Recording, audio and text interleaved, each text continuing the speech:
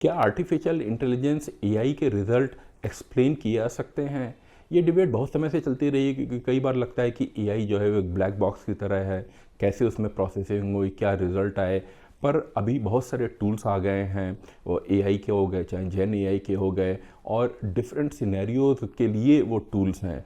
तो कौन सा टूल कब यूज़ करना चाहिए to get the explainability of AI, ये सब मैंने इस एपिसोड में बताया है। तो चलिए देखते हैं। समझते हैं एक्सप्लेनेबिलिटी इन एआई और जेन एआई क्या है, कौन से टूल हैं, रियल वर्ल्ड सिनेरियो क्या क्या होते हैं। तो क्यों सिनेरियो बेस्ड एक्सप्लेनेबिलिटी मैटर करती है?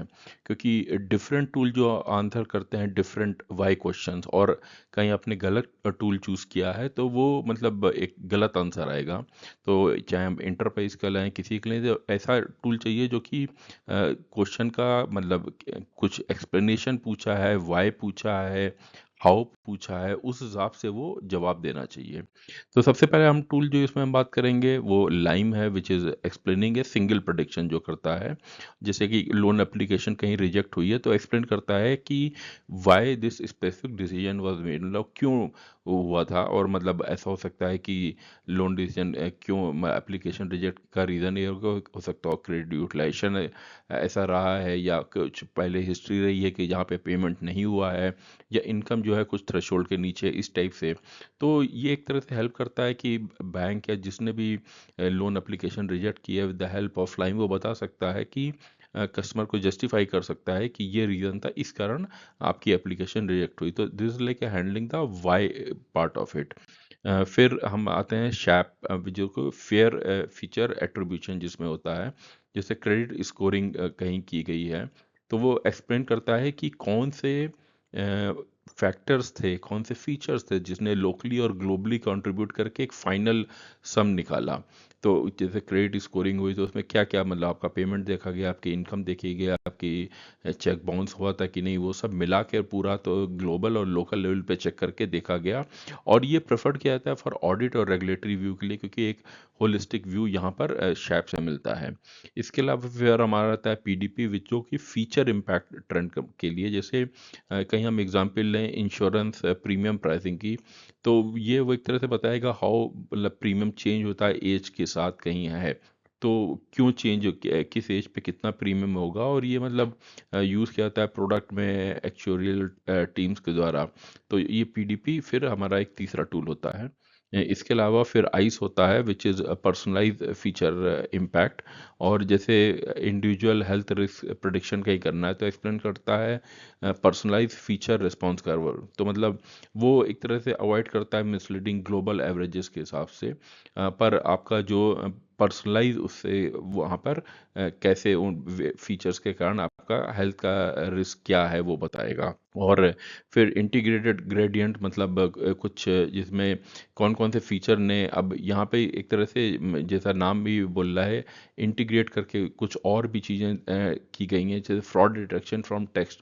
तो कहीं उसमें कुछ ऐसे वर्ड्स उसने देखे हैं, कुछ हाईलाइटेड वर्ड हैं या कुछ ऐसे फीचर हैं, तो उससे वो सब पता लगाता है। तो this is more stable then the raw attention, तो वहाँ पर ये हेल्पफुल होता है।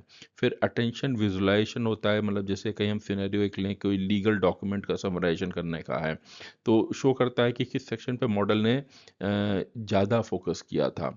Of course attention does not imply causation, मतलब ऐसा नहीं है कि उसके कारण ऐसा हुआ है, बट इट शोज कि कहाँ पर जब समराइज किया है तो कौन कौन से सेक्शन पे उसने कैसा फोकस किया है। तो इसी कारण जैसा नाम भी बोला, अटेंशन विजुअलाइजेशन यहाँ पर हुआ। फिर ग्रैड कैम एंड सेलियंसी मैप्स होते हैं, जिसमें मेडिकल इमेज की जैसे डायग्नोसिस करनी है, तो वो हाईलाइट करता है इमेज रीजन जिसने इन्फ्लुएंस किया प्रोडिक्शन का।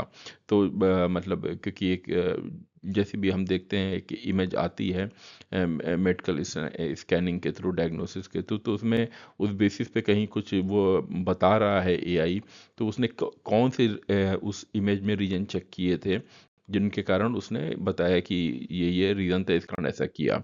फिर कॉन्टल फैक्चुअल एक्सप्लेनेशन, ये दूसरे टाइप का हुआ in the sense loan rejection की कहीं अपील है, तो वो बताएगा कि क्या आप एक दो चीज़ें और ठीक कर देते तो मतलब आपका लोन पास हो जाता।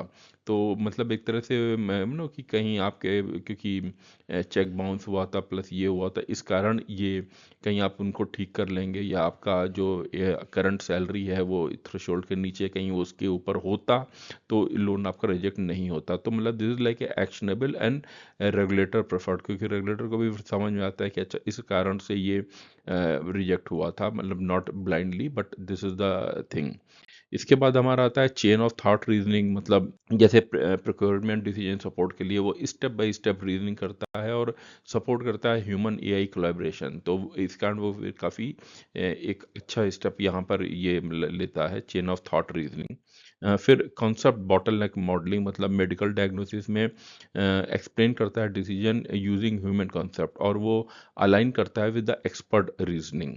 इसके अलावा जो open AI attribution and grounding, मतलब ओपन एआई का जो है इंटरप्राइज की बहुत सारी पॉलिसीज एंड क्यूएनए है, तो ये बताता है, एक्सप्लेन करता है किस सोर्स ने इन्फ्लुएंस किया आउटपुट को। और जैसा ग्राउंडिंग, मतलब जो बोलते हैं कि वो हेलुसिनेशन उसका कम हो जाता है, वो एक्चुअल्स के ज़्यादा करीब होगा दैट वे।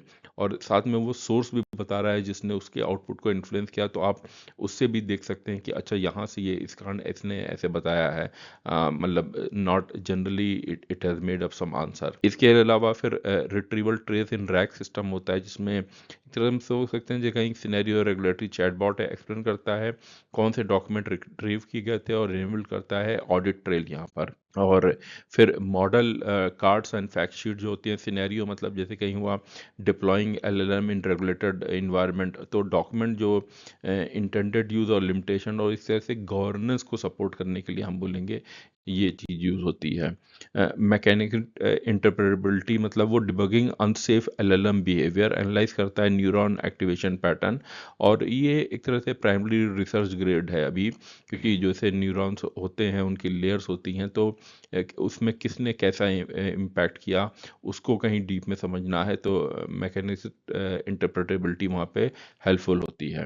एक्सप्लेनेबिलिटी इवेल्युएशन फ्रेमवर्क, मतलब जो इवेलुएट फिdelity, स्टेबिलिटी, यूजफुलनेस और आपको शैप एंड लाइम को देखना होगा, चूज कीजिए tool based on the risk profile.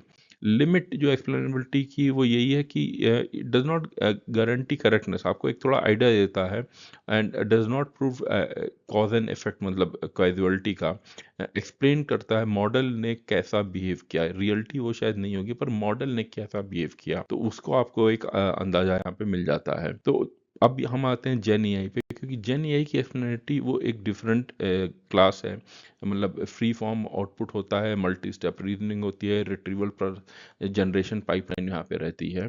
तो मतलब कहीं हम पहले वाले को देखें, जैसे why this decision which is LIME SHAP, how model ने बिहेव किया which is PDP and ICE, what did the model see, मतलब ग्रैड कैम, और how did the GenAI reason which is chain of thought and attribution. तो कहीं आप कुछ enterprise use cases, मतलब regulatory compliance के लिए हो गया, इंसिडेंट इन्वेस्टिगेशन के लिए हो गया, बायस डिटेक्शन के लिए हो गया, मॉडल गवर्नेंस के लिए हो गया।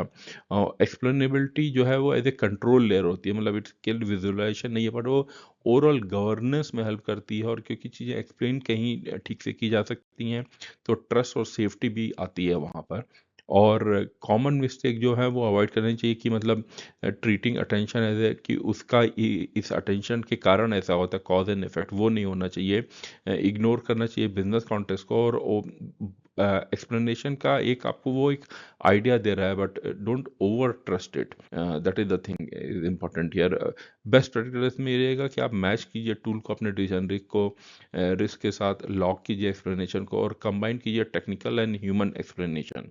तो फाइनली मैं बोलूँगा एक्सप्लेनेबिलिटी इनेबल करती है आपके लो एक अकाउंटेबल एआई, डिफरेंट टूल जो है एक्सप्लेन करते हैं डिफरेंट ट्रूथ। तो आपको जैसे हमने बात की कि वाई हाउ या किस फीचर ने कैसा इम्पैक्ट किया, या मेडिकल इमेज में किस पोर्शन ने कैसा इफेक्ट किया, तो उस हिसाब से depending on the use case आपको डिसाइड करना होगा कौन सा टूल आपको लेना है। तो होपफुली से आपको एक आइडिया आ गया होगा कि एआई एक्सप्लेनेबिलिटी टूल्स कौन कौन से हैं। ये एपिसोड अच्छा लगा है तो इसे लाइक कीजिए, शेयर और मेरे चैनल को सब्सक्राइब कीजिए।